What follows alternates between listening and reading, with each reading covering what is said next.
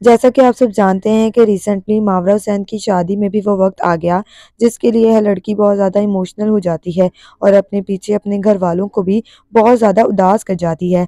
मावरा की रुखसती का बहुत इमोशनल मोमेंट कैप्चर किया गया। मावरा के सिर्फ एक ही बहन और एक ही छोटा भाई है।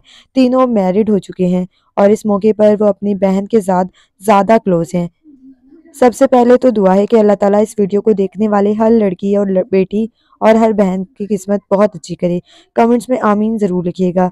मावरा की शादी बाकी शादियों से बहुत ज़्यादा डिफरेंट थी, लेकिन यूनिक थी। मावरा के ड्रेसेस से लेकर तमाम रस्मों तक हर इवेंट को, हर ओकेजन को बहुत ज़्यादा खूबसूरती से एंजॉय किया गया।